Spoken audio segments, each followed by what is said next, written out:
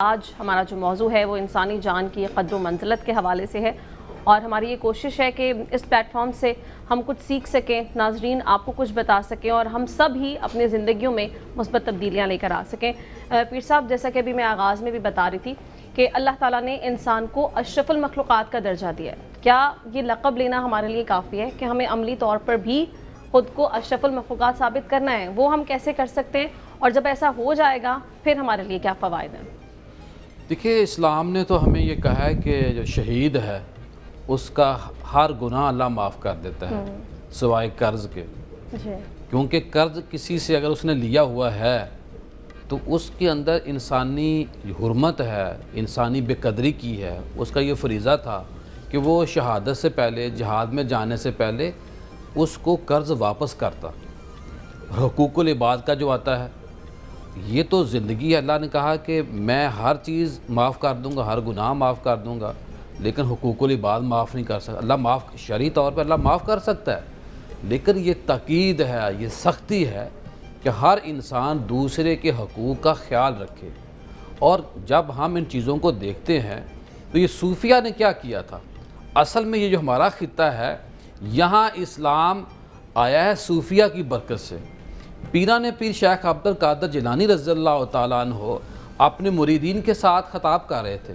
آپ نے اسی آج کے موضوع کے حوالے سے کہا، آپ نے کہا کہ جب تم کسی اپنے سے بڑے عمر والے کو دیکھو تو اس کو اس نگاہ سے دیکھو کہ یہ بڑا ہے، اس کی نیکیاں بھی مجھ سے زیادہ ہوں گی۔ پھر فرمایا کہ جب تم کسی چھوٹے عمر والے کو دیکھو تو اس نگاہ سے دیکھو کہ اس کی عمر چھوٹی ہے، لہٰذا اس کے مجھ سے گناہ بھی کم ہوں گے۔ پھر فرمایا کہ جب تم کسی علم والے کے دیکھو تو اس نگاہ سے دیکھو کہ اس کا علم زیادہ ہے، یہ گناہوں سے جو بچا ہوا ہوگا اس وجہ سے علم کی برکت سے بچا ہوگا۔ پھر فرمایا کہ جب تم کسی کم علم والے کو دیکھو، جاہل کو دیکھو، تو اس کو اس نگاہ سے دیکھو کہ کل بروز قیامت اللہ اگر اس کی پکڑ بھی کرے گا تو اس بنا پہ یہ چھوٹ سکتا ہے کہ اس کا علم کم تھا، لہذا اس کو میں معاف کر دیتا ہوں۔ پھر فرمایا کہ جب تم کسی چھوٹے عمر والے کی بات کی، وہ آخر میں یہ کہا کہ جب تم کسی غیر مسلم کو دیکھو تو اس کو میرے سنگیوں، میرے مریدین، ان کو اس نگاہ سے دیکھا کرو کہ یہ جو غیر مسلم ہے نہ جانے کل اس کو مرنے سے پہلے ایمان نصیب ہو جائے، یہ کلمہ پڑھ لے اور میرا یعنی کہ آپ کا شاید خاتمہ ایمان پر نہ ہو سکے۔ یہ صوفیہ کی برکت تھی۔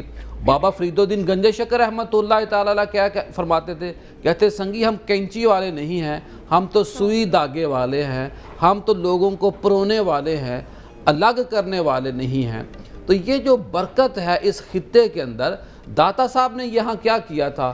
کسی کا کوئی یہ نہیں پوچھتے تھے کہ بھئی کھانا کھانا ہے یا نہیں کھانا، پینا ہے یا نہیں پینا، تیرا دین کیا ہے۔ سب کو محبت دیتے تھے۔ جب پاس بیٹھتے تھے، جو کھانا جس کو کھانا بھی ملتا تھا، جس کو رہائش چاہیے تھی اس کو رہائش بھی ملتی تھی، جس نے جو میوزک کا شوقین تھا، جو ہمارا چشتی سلسلہ ہے، یہ جو قوالی ہے، سما جو ہے، یہ اس لیے جائز ہوا کہ لوگ میلے ٹھیلوں میں جاتے تھے، میوزک کے رسیہ تھے، لیکن دین کی بات سننے کے لیے تیار نہیں تھے۔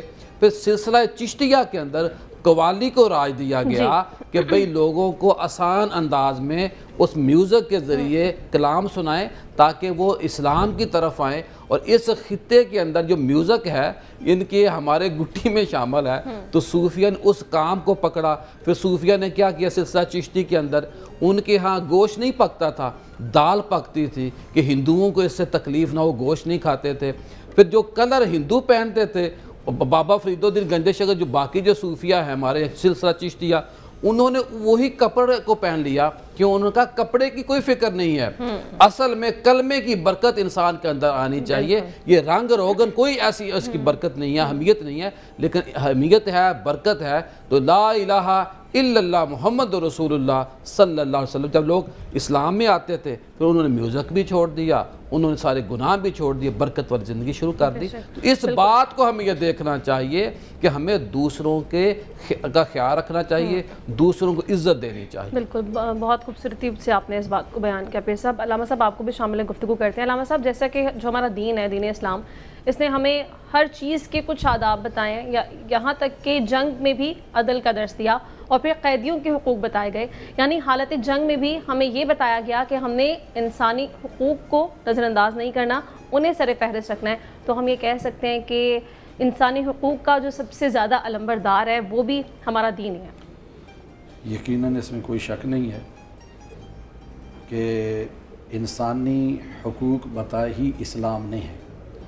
اور دیکھیں, سب سے پہلے میں یہ کہوں گا کہ جتنے الہی نظام ہیں, الہی ادیان ہیں, ان سب میں تقریباً مشترکات ہیں, کوئی چیز جناب ان سے جدا نہیں ہے. جس طرح یہ کہا گیا, یقیناً ہمارے لیے جو باعث ہدایت چیز ہے وہ اول ہے قرآن و حدیث, قرآن اور حدیث. صوفیاء کرام یا بزرگان ہمارے لیے مشعل رات ہو سکتے ہیں کہ اگر وہ اسلام کے مطابق زندگی بسر کر رہے ہیں, لیکن کوئی بھی خدا و رسول کے بعد اللہ کے حلال کو حرام اور حرام کو حلال نہیں کر سکتا.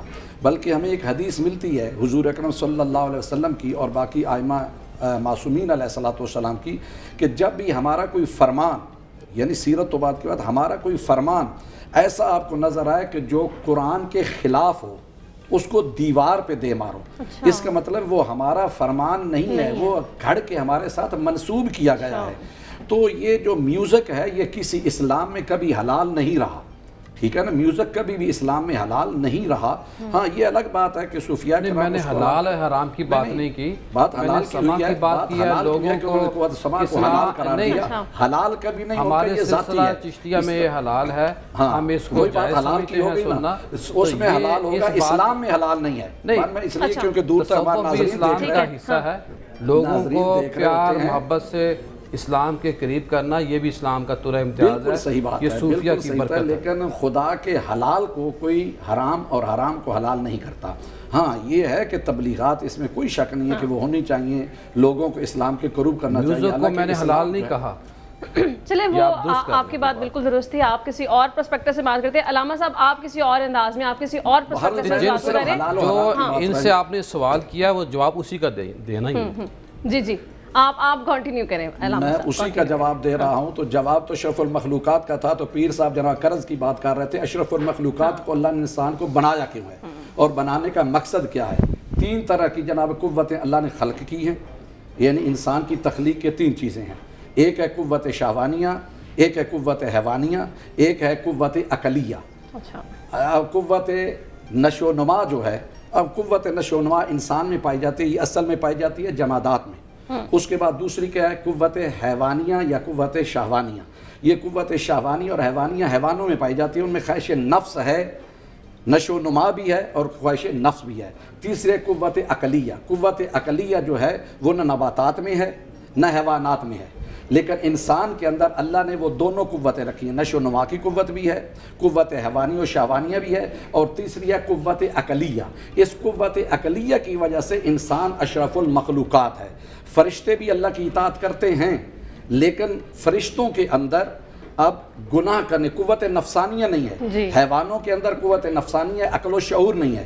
اللہ نے حضرت انسان کو حیوانوں والی خصوصیت بھی عطا کی ہے, قوت شہوانیہ بھی, اور فرشتوں والی بھی عطا کی ہے, یعنی قوت عقلیہ بھی. لیکن وہ مجبور ہیں. میں 2 منٹ یہاں پہ ایک آدھ منٹ لوں گا. وہ مجبور ہیں. مجبور کس لحاظ سے ہیں کہ ان کے اندر جناب گناہ کرنے کا مادہ ہی نہیں ہے.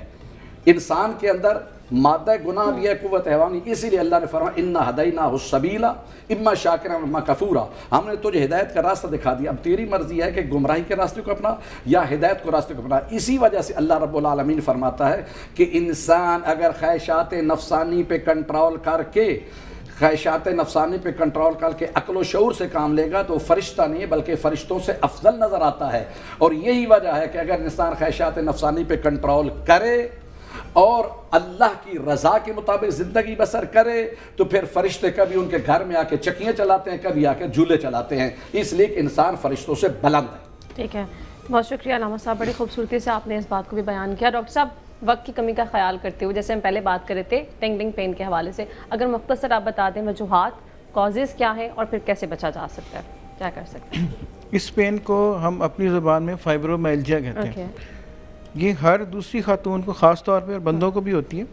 ये दर्द ख़ास तौर के ऊपर इसकी चंद लोकेशंस हैं, गर्दन के नीचे, दोनों कंधों के दरमियान, और ये दर्द ऐसी होती है जो काम भी नहीं करने देती, पट्टे खिंचे रहते हैं और बंदा सुस्त रहता है और उसको हर वक्त थकावट रहती है। और इसमें मज़े की बात है कि ये किसी ब्लड के टेस्ट में, किसी अल्ट्रासाउंड में, किसी सीटी स्कैन में नहीं आती, और बाज़ का बार बार ट्रीटमेंट के बावजूद ठीक नहीं होती, तो घर वाले उस खातून को ही कहते हैं कि तुम्हें है कुछ नहीं है, तुम सवाए ड्रामे करती हो, तुम्हें है अवेयरनेस नहीं। अच्छा, मैं बताना चाहिए चाहता हूँ as a pain management specialist की बाकायदा ये एक हकीकत है, हमारी स्किन के अंदर कुछ ट्रिगर पॉइंट्स होते हैं जो पेन जनरेट करते हैं, वो दर्दें बाकायदा होती हैं, पट्टों में खिंचाव होता है, काम होने में प्रॉब्लम होती है, काम किया नहीं जा सकता, हर वक्त सुस्ती थकावट रहती है, ये ट्रीटेबल है। ठीक है, हम इसको डायग्नोज भी करते हैं, हम इसको ट्रीट भी करते हैं, बगैर किसी सर्जरी के, बगैर किसी ऑपरेशन के हमारे पास प्रोसीजर्स हैं जिससे हम इसको ट्रीट किया जा सकता है। सो ये टिंगलिंग वाकई है, पट्टों का खिंचाव है, लेकिन ये ट्रीटेबल है। ठीक है।